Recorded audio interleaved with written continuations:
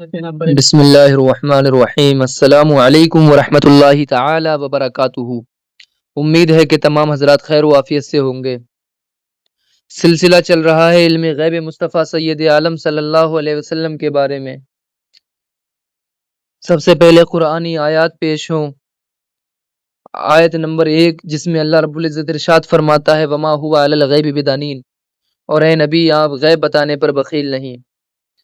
آیت نمبر 2 اللہ تعالیٰ نے حضور کے علم غیب کے متعلق ارشاد فرمایا وَعَلَّمَكَ مَا لَمْ تَكُنْ تَعْلَمْ، اور اے محبوب ہم نے آپ کو وہ سب کچھ سکھا دیا جو آپ نہیں جانتے تھے۔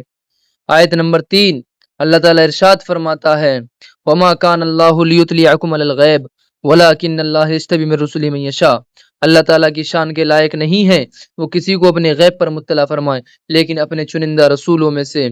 کہیں ارشاد فرمایا اللہ الرحمن علم القرآن خلق الانسان علمہ البیان، کہ رحمان جس نے قرآن کو سکھایا اور انسانیت کی جان محمد صلی اللہ علیہ وسلم کو پیدا کیا۔ ما کانا وما یکونو کا علم آپ سید عالم صلی اللہ علیہ وسلم کو سکھایا۔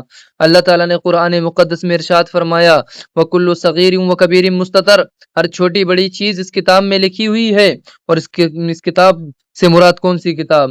قرآن مقدس ہے۔ اور قرآن مقدس کا علم کس کو ہے؟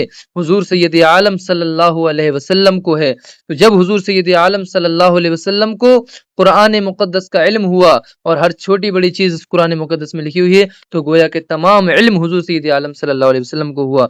یہاں علم سے مراد علم عطائی مراد ہے، علم ذاتی مراد نہیں ہے۔ اور جو اس کے مقابل میں آیات ہیں کہ قُل لَا أَقُولُ لَكُمْ عِندِي خَزَائِنُ اللَّهِ وَلَا عَالِمُ الْغَيْبِ، کہ میں تم سے نہیں کہتا کہ میں اللہ کے خزانوں کو جانتا ہوں اور میں غیب کو نہیں جانتا ہوں، یہ بات میں تم سے نہیں کہتا ہوں۔